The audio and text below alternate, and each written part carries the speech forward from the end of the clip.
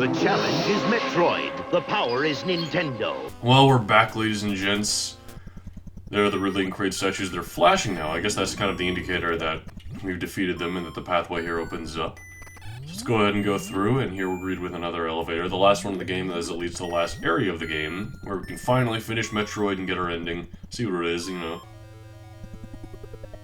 The music is very intense, very ominous. You can definitely tell this is the last area of the game now. And there the Metroids are in their ugly NES glory. Yeah, these guys are vicious.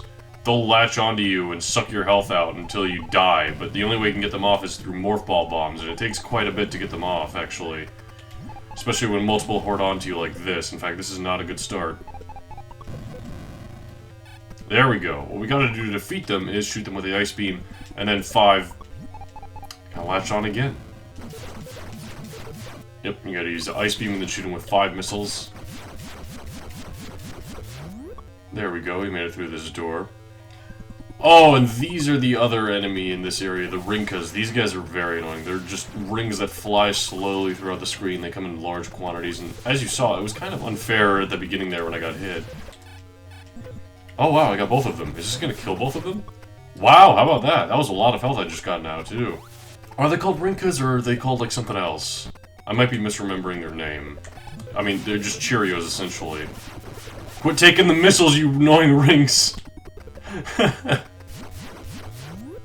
seems the Metroids only follow your direct path and don't seem to, you know, go around the ceiling that's blocking them from getting to me. They're kind of dumb, but, you know, they're very intimidating or something, I guess. They're the name of the game, after all. I really don't know why this game is named Metroid.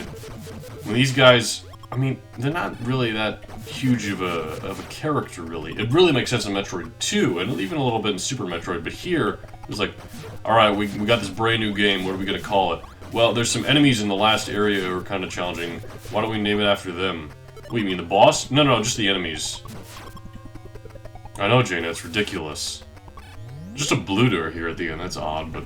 Oh, this is the last room. So this room is very challenging because of all these Rinkas and these turrets shooting at us, and we gotta make it through these walls using missiles, which these walls will eventually regenerate, and then we'll have to use more missiles.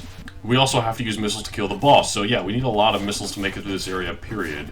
Maybe I should have been grabbing more of those expansions, because I definitely ignored at least 2, maybe even more than that. The lag is very strong in this area, definitely. There are blind spots for the turrets. They can only shoot diagonally, up, down, left, right, all that.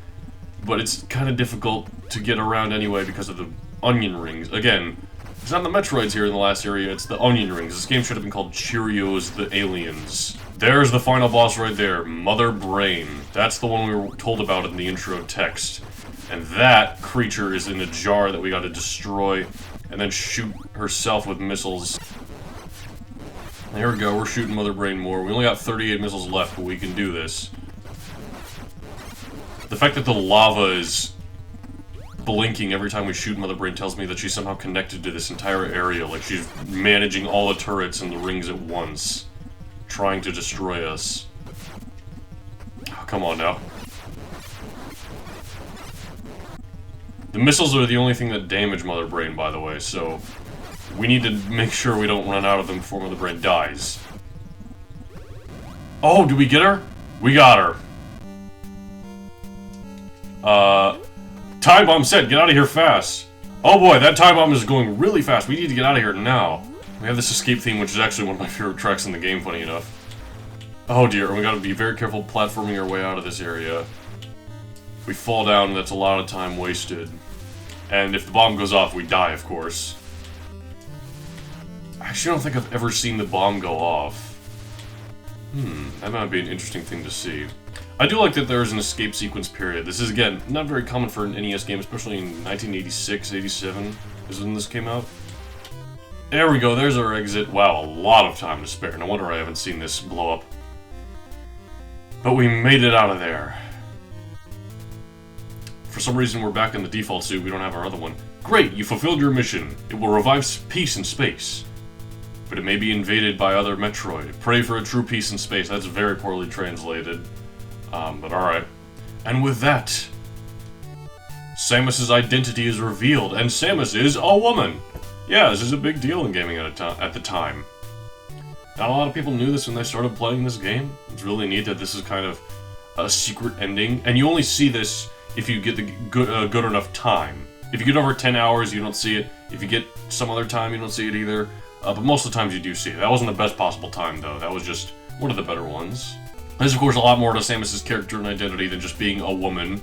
She has her own backstory in the comics involving the Chozo and all that, but that's not important right now, just playing the NES Metroid game, where we're just told, hey, this is who you're playing as the whole time. How about that?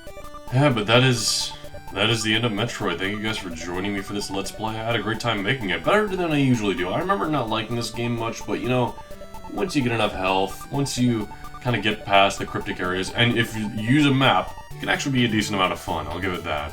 Produced by Gunpei Yokoi. We played a lot of games by him, between Super Mario Land, the whole Fire Emblem games, and this game, of course. He's a big important character in the early days of gaming, I'll admit. I'm going to have an extra part where I show off a couple of the secret codes you can use, because there's a password system, of course, there are going to be secret codes, and I'm also going to show off some other extra stuff involving the game. The end. You know, it's just me, or is it kind of odd that they use cursive text for the end in a sci-fi kind of game? I was expecting it to be, like, robotic and, I guess, cube-like. I don't know, maybe I'm just nitpicking at this point. It's just a the end screen. I don't know what I expected. I'll see you guys around.